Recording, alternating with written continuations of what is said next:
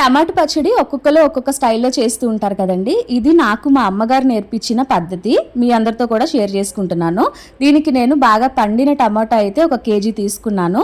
దీన్ని బాగా ఒక 3-4 సార్లు వాష్ చేసి ఇలా పక్కన పెట్టుకున్నాను. ఒక 10 మినిట్స్ అయిన తర్వాత ఇలా పచ్చడికి కావాల్సిన సైజులో అయితే కోసుకొని ప్లేట్లో పెట్టుకున్నాను. ఇందులోనే నేను 5-6 వెల్లుల్లి రెమ్మలు అయితే యాడ్ చేస్తున్నాను. అండ్ అలాగే ఒక చిన్న అల్లం ముక్క, కారంకి తగ్గట్టు ఎండుమిరపకాయలు, అలాగే గుప్పెడు ధనియాలు ఎంతైతే వేసామో దానికి హాఫ్ క్వాంటిటీ జీరా వేసానండి. ఇలా అన్నీ కూడా ఒక ప్లేట్లో పెట్టుకున్నాను కదా. ఇప్పుడు స్టవ్ ఆన్ చేసి బాండి అయితే పెట్టుకున్నాను. ఇందులో కావాల్సినంత ఆయిల్, అంటే నేను ఒక 2-3 స్పూన్ల ఆయిల్ అయితే యాడ్ చేశాను. యాడ్ చేసి కాస్త వేడెక్కిన తర్వాత ఈ పచ్చడికి కావాల్సినవన్నీ అందులో వేసేసానండి. వేసేసి బాగా కలుపుతున్నాను, పైకి కిందకి అలా కలుపుతూ ఉన్నాను. కలిపి మూత అయితే పెట్టాను. మూత పెడితే కదా బాగా మనకి మగ్గుతుంది.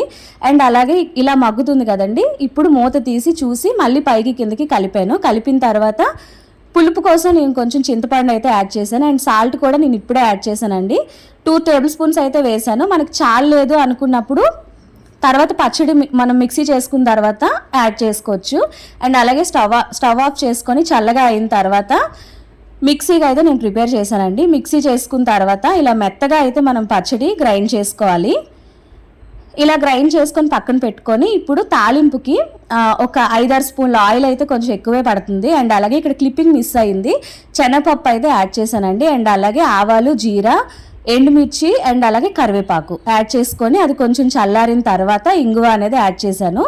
యాడ్ చేసి ఇదే తాలింపులోకి నేను ఇందాకలా మిక్సీ చేసుకున్న పచ్చడి అయితే యాడ్ చేసుకున్నాను.